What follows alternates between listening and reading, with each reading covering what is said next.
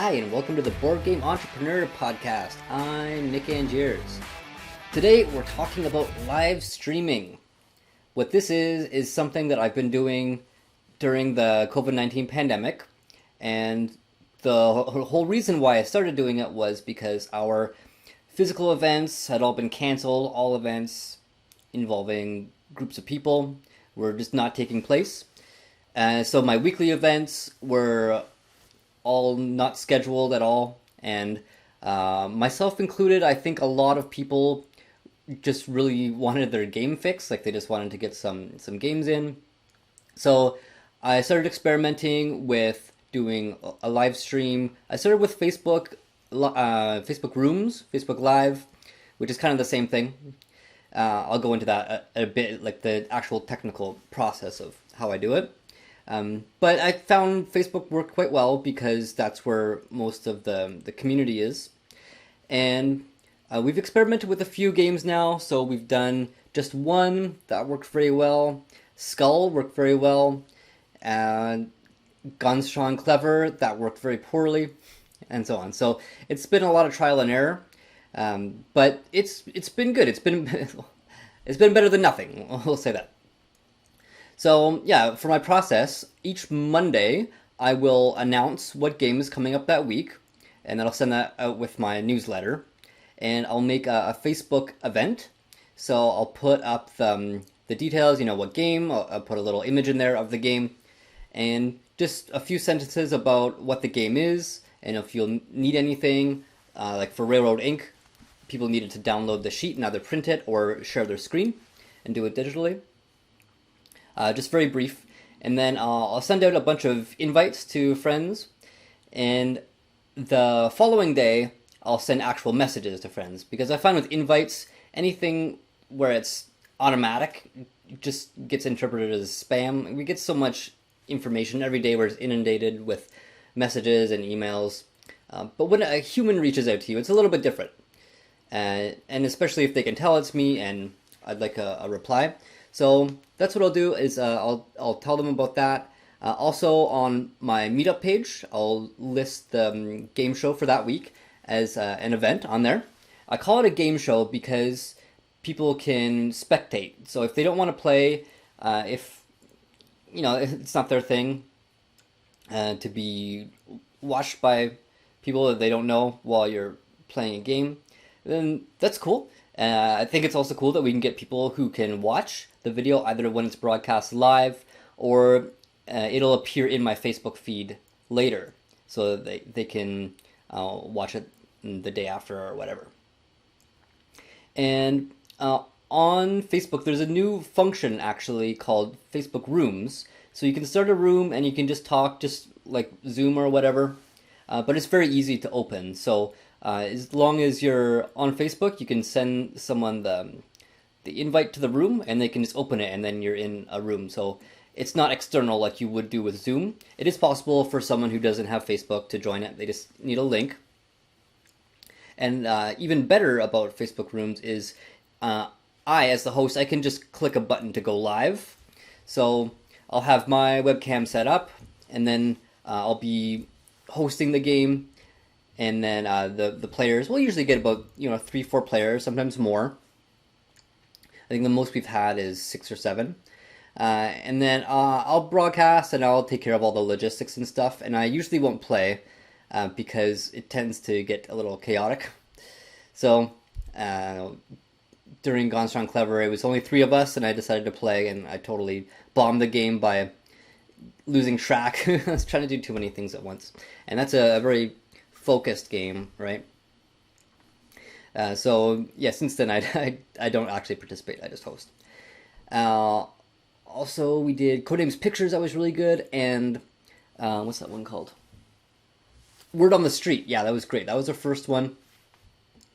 And we don't get a whole lot of people watching, especially the live stream. I don't usually pay attention to it because I'm busy doing the actual hosting. But if I do go over to the window, it's usually like 1 or 2 or 0 people watching. But after the videos go out, then the views are in the dozens, which is kind of cool. So like 57, I think, was the total number of views that the last one got. I'm sure people are just watching it for a few minutes or whatever. but people are noticing it. And probably the biggest challenge that I've had with this is getting people to play. So I'll message maybe a dozen friends who I think might be interested, and some friends are just like, no, I don't really want to play games through video. It is kind of a pain, so I can understand that. Some people just don't want to do it in a live stream, which makes sense too. And then the rest of the time, people are busy. They have other weekend stuff to do. And then there's a handful of friends who pretty much every weekend have nothing to do because we're all in quarantine, right? So we usually have about 3 regulars who join each week, and then the rest are kind of a revolving door. So that's all right. Once we get people inviting other people to join, then I think that we can grow it a bit more. In terms of the time slot, so I tried a couple different times, mostly in the evenings, because I wanted to invite some of my friends in Vietnam who I do language exchange with, invite them to come and play. So far, no takers yet. They're, not native English speakers, so it's a little bit embarrassing to put yourself out there. But I did put the live stream at a time when they could at least possibly participate. So we're looking at Saturday night, which is Sunday morning their time, and also Friday night, which is Saturday morning. Or they can just tune in and watch. But that's why I chose that. And I found on Saturday, people were busier than Friday. So Friday seemed to be like the day and the time that worked most consistently for everyone. So we start at 8. I'll have the room open at 7:45 so people can come in and we can wait for people to show up.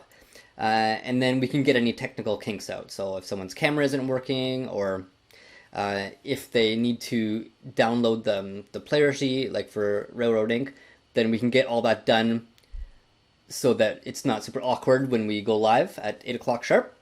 And then we usually go until, I put it till 9:30, but we're usually done by then. And depending on the game, we can get in several games. Like Skull, we finished 2 whole games in less than 50 minutes, less than an hour. So that's an example of one that was just really smooth and just worked really well. The next one, so the one we're doing tonight, is our first one. We've done about 8 or 9 of these so far. So haven't missed a week. It's been 2 months.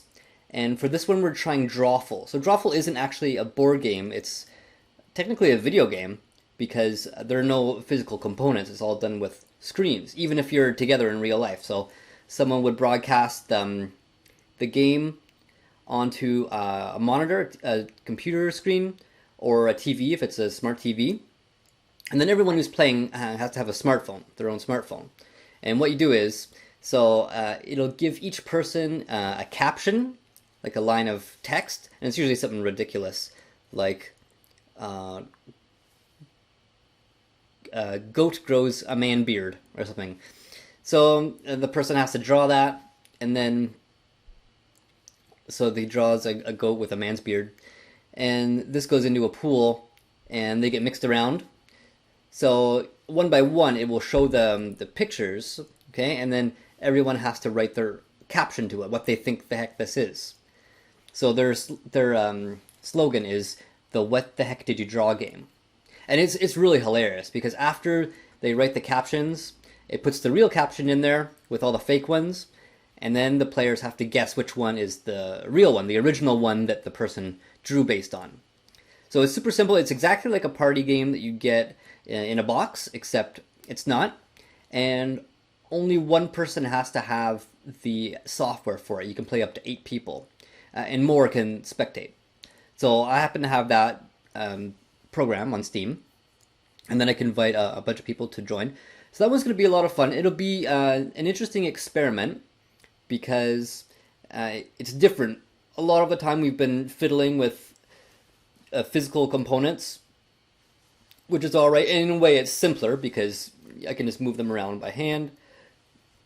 But I'll be interested to see how this one plays out, because if it does go well, then that opens up a whole new area of possibilities, right? Like I was looking at Board Game Arena today. We could even just do live streams of games on Board Game Arena, I could broadcast the screen, and then everyone could have their camera just showing them, talking and laughing and stuff. So I'll see how this one goes. I would also like to do a throwback once a month. So say the 4th week of the month, I'll go back and pick one of the ones that have done quite well, and I can take a poll on which one people would like to do again. So I already have a list of a couple of those. Yeah, all in all, this has been quite fun, and I think it's helping some people get through quarantine times when it's not really possible to get together with friends and family to play games.